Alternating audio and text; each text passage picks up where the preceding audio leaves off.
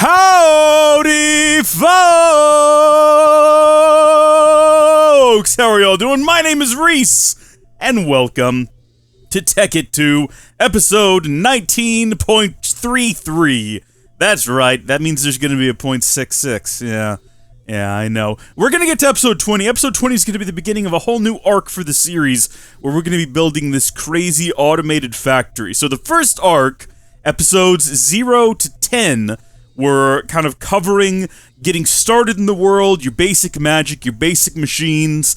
Arc 2 was about, episode 10 to 20, going to space, going to the moon, going to Mars, going to Venus, and the asteroids, and all of that. And by the way, my skin is not loaded in. I don't know why. I'll have to reload it. I had to switch to the Prism launcher from the...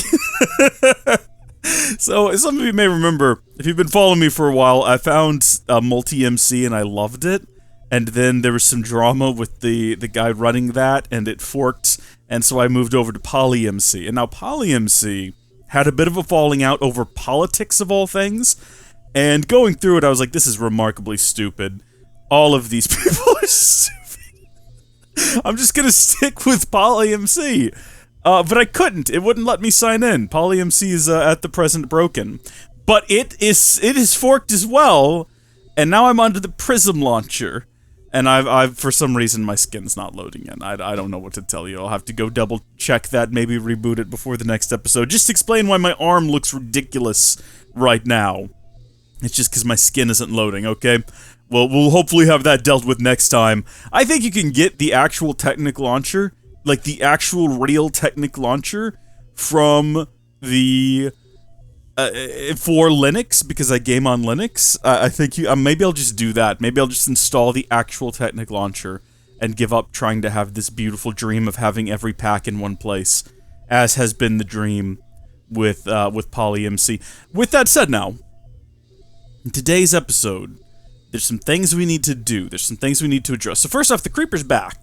All I did was I signed out of the world and I signed back in, and the Creeper is back. So I don't know if maybe that was a glitch last time. He should still have a name tag. What if we, like, broke this piece of glass? Can we get underneath there and see his name? Oh yeah, there it is. Evolved Creeper. Is that what I named him? What a terrible name. That's just what he is. Hello there, you. Now there's just a hole in the glass. That is just what it is. I mean, it would be ridiculous if I went through the effort of getting a piece of glass out of here and patching that up. Like, can you imagine the amount of time and focus that would require? Righto. Anyway, the newest version of Tekkit is out, and in fact, there's been a couple of new versions. We are going from 1.0 to 1.1. This is a big version change, and apparently, there's been a little bit of an overhaul to the reactors. And there were some warnings about disconnecting your reactors, turning your reactors off or whatever. Did I just turn it back on? And, because it might blow things up. So naturally, what I wanted to do is prepare this reactor, so I think it needs some new fuel cells. And then we're going to create a copy of the world, and we're going to go into the new version, and we're going to blow it up, and we're just going to see what happens. I thought that would be like a fun mini-episode. So that's what we're going to do. Now, for those among you who thought that maybe I was paying attention when they explained what changed in this version, let me go ahead and just take this moment to assure you that that would be out of character for me, and I would never do something like that. Absolutely not. I don't really... I mean, aside from what I've already told you, which is that it's been updated, and we've got to be careful with reactors, I really don't know any more details than that. So, it's going to be a surprise for me, and it may just be a surprise for you as well. Let's just get these quad uranium cells up and ready. Oh yeah, something else I should note is that I did fix this back. You may remember we left it in a bit of shambles last time. Well, it's been all tidied up. We've got proper signs now for the asteroid belt. And I went through and I made just a whole bunch of these world spikes and way more void powder. And so each and every one of these dimensions now has a world spike and is generating power as we speak. And maybe I'll add another world spike over here next to the Creeper? So he's always loaded too, and he can't unload if he's always loaded, right? That's the theory. Alright, we're going to load this bad boy up, and then we're going to exit. We're going to create a copy of the world. We're going to go into the update of the pack, and we're going to turn it on, and we're going to see what blows up, if anything. Sound fun? Maybe my skin will get fixed in the process. We can hope. Ooh, there are 2 missing entries in this save. If you continue, the missing entries will be removed. That's not good. So we're going to be missing the Railcraft emblem and the Railcraft toolstone carver. Can you imagine? Can you imagine not having those items in the game anymore? Man, I don't even know if it's going to be as much fun to play. So obviously, I've created a new instance, so we can always just go back to the old one. If things go badly, we can go back to, I think it was 1.0.5. Oh yeah. Oh yeah. Okay, textures are broken. Am I me now, though? I am me now. That's good. That's a step in the right direction. Alright, okay, well, we're close. We're gonna try that again, and here we go. There we are. Looks like everything's loaded in, and everything appears to be working. That's good. We love to see that. Is that some sort of a... I think that's just visual artifacting because of the... Yeah, okay. No. Ooh, no. Is VSync off? I think VSync might be off. It is. Okay. There we go. There's some tearing along the top of the screen there. It was very disorienting. Right! Well, let's see what happens. Well, I mean, nothing blew up. I think we might actually be okay. So I know that the outputs of these was raised substantially, but I wasn't sure if it was going to be so much so that it might overwhelm, there we go, an MFSU. It doesn't appear like that's happened with our current setup, but let's see how much more power we're generating than we were before by using our EU reader. And before we do that, let me tidy up my inventory a bit. We're going to put some of these quad uranium cells away. So the way that we've checked this before, I think, is we have just... Actually, can we just check it on here? If I right-click on the actual reactor chamber itself, give it a solid few seconds while I gesticulate with my hands, and I used that word the other day. I was at work, and I mentioned to someone, I was like, there's someone over there gesticulating wildly, and I don't know what they want.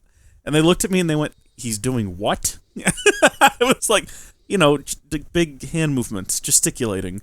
They're like, why don't... anyway. Oh, we're doing another new measurement. Okay, I guess I clicked a different part. I'm sorry, is that our output right now?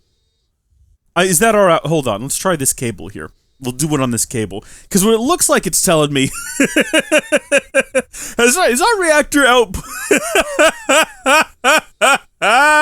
Wait a minute, hold on now. Yeah, 1080. What was it doing before? Something around, I think, 360? And we're now doing 1080 EU per tick. Holy snotology.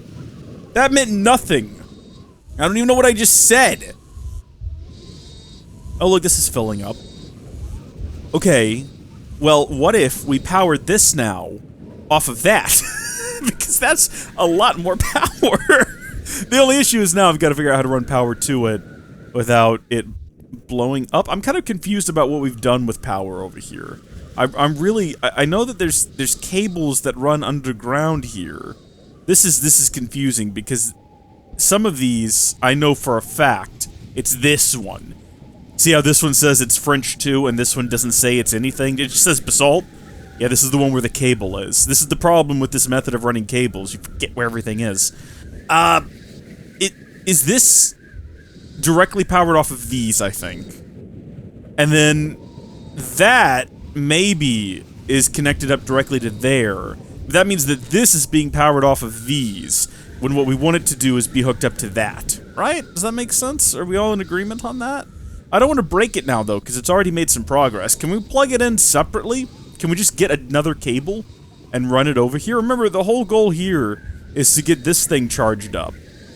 And it was going to take a long time because we're basically trickle charging it right now off of the medium voltage out of the MV transformer here. And then there's an MFE. And the MFE, the idea here with the MFE is that it lowers the amount of power going to the mass fabricator so that it doesn't run this thing dry. We got to hook this up now, though, directly to this feed because this is insanity. That is so much power. This is going to be filled up in no time. This is nuts. This is big upgrades here, folks. This is like 3 times the power output, just about. I'm loving it. Wah-ba-ba-ba-ba. Just like the McDonald's. Actually, 360 times 3 is 1080. So it is actually, literally, genuinely 3 times the power output. Crazy. So I do have some glass fiber cables here. So I could just, like, run them... Oh, over to right there. Look at that. Perfect. So now it is now connected up to... It's connected up to both. It's connected up under here to the MFE, and it is connected along here to the nuclear reactor. And with that, it should start charging up, hopefully, a bit more quickly. Where is it getting the UU matter from? Did I just put that in there? Did I manually install that? I think we've got more UU... Well, actually, I mean, if we... Yeah, we do have more UU matter. We've got it right there. Just keep this thing topped off and keep it running, and hopefully that starts to fill up a little bit more quickly. We still need way more power for that thing, which I guess brings us to what we're going to talk about now. We're done, by the way. I was expecting... I'm not sure what I was expecting. I guess I was expecting the voltage coming out of this to blow up the MFSU, and we'd have to figure out a way to make it all work, but nah, it seems to be fine, actually. Everything's okay, and nothing's gonna blow up, hopefully, and I think we're gonna be okay. So cool, we can walk away from that. The creeper's back. That's a great touch. It's good to see. We can go upstairs to say hi to Napier. Napier? What's his name? Napier? Napier. Bless him, he's still just out there. Goodness gracious. Okay, well, we'll go deal with it. Maybe we should, like, build a roof over him or something at some point, because I don't think we're getting to his village anytime soon. Because the next thing we're gonna do, and this is what I've been meaning to talk to you folks about, the next great arc is going to be turning all of this into a factory to mass produce something. And I'm not gonna tell you what, but it's gonna be awesome. Okay, next time we're gonna look at something else. Till then, thank you folks for watching. God bless you, and I'll see you later. Bye! Wait a minute, hold on. Wait, what happened to my... Wait a minute. My skin unloaded again. And I'm a girl. Why does that keep happening? Alright. Alright, that's fine. I'll figure it out. Bye!